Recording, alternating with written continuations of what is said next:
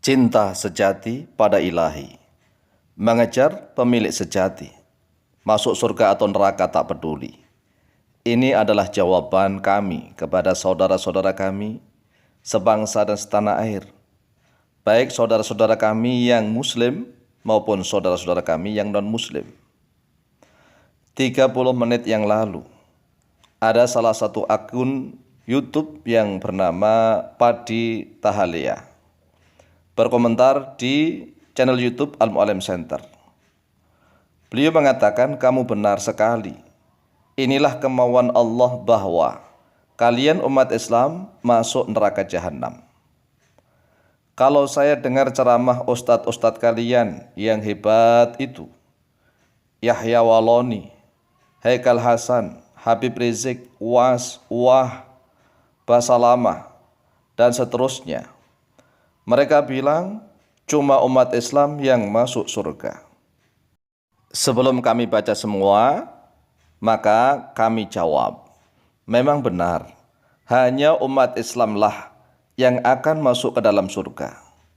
Karena semua nabi mulai dari Nabi Adam, Idris, Nuh sampai Nabi Isa dan Nabi Muhammad SAW, semuanya itu beragama Islam. Tidak ada seorang nabi pun yang beragama Yahudi. Tidak ada seorang nabi pun yang beragama Nasrani. Semua nabi itu beragama Islam. Semua umatnya para nabi terdahulu yang masih konsisten mengikuti ajaran para nabinya, semuanya disebut Islam. Adapun Yahudi dan Nasrani itu sudah menyimpang dari ajaran para nabinya, sehingga Yahudi akan ditolak oleh Nabiullah Musa alaihissalam dan Nasrani akan ditolak oleh Nabiullah Isa alaihissalam. Selanjutnya kita baca lagi. Sekarang menurut Al-Mu'alim Center, neraka jahanam itu adalah tempat yang nyaman dan indah karena ridho atau kemauan Allah. Takbir. Jadi begini wahai saudaraku, kita dalam menghambakan diri kepada Allah, kepada Tuhan, dengan syarat harusnya hendaklah dengan penuh cinta. Kita dalam beribadah kalau penuh cinta itu semangat, menggelora begitu, bermesraan dengan Sang Maha Pencipta. Tetapi kalau kita beribadah kepada Sang Maha Pencipta, merasa terpaksa, merasa kewajiban, lama-kelamaan kita akhirnya putus asa. Kalau kita selalu takut kepada neraka, pada neraka itu adalah ciptaannya Allah, Sang Maha Pencipta. Kita hendaklah mengejar yang menciptakan. Karena yang menciptakan surga dan neraka adalah Allah SWT. Kejarlah Sang Maha Pencipta.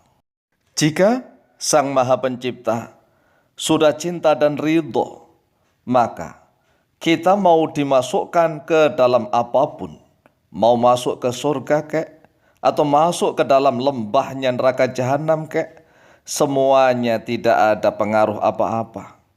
Karena kenikmatan yang sejati adalah bersama ridhonya Sang Maha Pencipta. Bersama ridhonya Sang Maha Pencipta. Bukan hanya sekedar izin loh ya. Kalau semua makhluk ini diizini oleh Allah, termasuk iblis laknatullah alaih, mensihir manusia, mensihir siapapun, dapat izin dari Allah, tetapi tidak diridhoi oleh Allah. Berbeda halnya orang yang sudah mendapatkan ridho dari Allah, walaupun dia harus masuk ke dalam neraka jahanam sekalipun, maka neraka jahanam itu akan sungkan dan segan. Ingat loh ya, neraka jahanam itu sama-sama makhluknya Allah. Kita manusia juga makhluknya Allah, sama-sama makhluk. Sehingga neraka jahanam itu apabila didatangi oleh makhluk-makhluk Allah yang taat, yang dicintai oleh Allah, yang diridhoi oleh Allah, maka neraka jahanam itu merasa sungkan dan segan. Ini ada hamba Allah yang sangat dicintai oleh Allah, menjadi kekasih-kekasih Allah. Tapi kenapa masuk ke dalam diriku, ke dalam neraka jahanam? Maka neraka jahanam seketika akan berubah menjadi sejuk, sangat indah, luar biasa. Jangan takut ya saudaraku. Kalau Anda sudah mendapatkan ridhonya Allah, membawa stempel ridhonya Allah, Anda walaupun acak-acak neraka jahanam itu, neraka jahanamlah yang takut kepada Anda. Jadi jangan terbalik, jangan Anda yang takut kepada neraka jahanam, kemudian Anda lebih memilih Tuhan Yesus daripada Allah Sang Maha Pencipta. Ini salah, ya salah. Apakah Yesus itu Sang Maha Pencipta? Tidak. Tidak. Yesus itu diciptakan oleh Allah. Kemudian, mari kita lanjutkan membaca tulisan beliau. Kalau Tuhan Yesus Kristus, Dia tidak mau manusia masuk neraka jahanam. Yesus Kristus mau setiap manusia harus diselamatkan dari dosa-dosanya. Yesus Kristus mengasihi setiap orang. Bukan seperti Allah meridho umatnya Islam untuk masuk neraka jahanam. Jadi inilah yang perlu diluruskan pemahamannya. Begini loh wahai saudaraku, yang kita kejar itu ridho Allah, bukan masalah tempat. Ya, seperti Anda mencintai istri Anda, atau misalnya kalau Anda perempuan mencintai suami Anda. Kalau sudah saling mencintai, mau ditempatkan dimanapun, kayak di kolong jembatan, kayak namanya cinta. Tak peduli itu semua. Ya, bahkan banyak kan orang-orang yang mesum itu di semak-semak, ya nggak peduli semak-semak, yang ada indah saja. Jadi sekali lagi, tolong dalam beragama jangan memikirkan tempat, mau di neraka kek, mau di surga kek.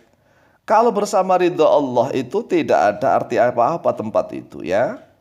Jadi kalau Allah sudah meridhoi umatnya untuk masuk neraka jahanam pun, neraka jahanam akan sungkan, akan berubah menjadi sejuk dan sangat nikmat. Kemudian beliau melanjutkan tulisannya, ajaran Kristus adalah kasih dan mengasihi. Jawaban kami wahai saudaraku, semua ajaran Nabi dan Rasul itu kasih mengasihi. Semuanya, hanya saja umatnya para Nabi ada yang melenceng, ada yang bertindak kejam dan bengis, bertindak sewenang-wenang. Demi apa? Demi kekuasaan di duniawi. Jadi ingat, semua ajaran Nabi dan Rasul itu sama, yaitu mentauhidkan Allah. Apa sih tauhid? Mengesahkan Allah. Allah itu maha satu, jangan diduakan. Jangan dikatakan bahwa Allah itu punya anak. Jangan sama sekali. Coba jujur saja. Apakah Yesus Kristus sudah ada sejak zaman Nabi Adam? Ataukah sejak zaman Nabi Idris? Nabi Nuh, Nabi Ibrahim, Nabi Ishak? Tidak. Semuanya ajaran para Nabi dan Rasul itu sama. Tuhannya satu. Satu Sang Maha Pencipta yaitu Allah. Dan tidak akan punya anak, serta tidak diperanakkan oleh siapapun. Dialah Allah Tuhan yang maha awal tanpa permulaan. Dialah Tuhan yang maha akhir tanpa ada kesudahan. Dialah Zat yang maha kekal hidup abadi. Dia tidak mau diduakan dengan siapapun, karena adalah Dia Zat yang satu-satunya maha perkasa, maha sempurna. Yang namanya maha sempurna tidak butuh penyatuan trinitas. Itu namanya menceridai, merusak keesaan Allah Azza wa Jalla. Ya, seperti itu.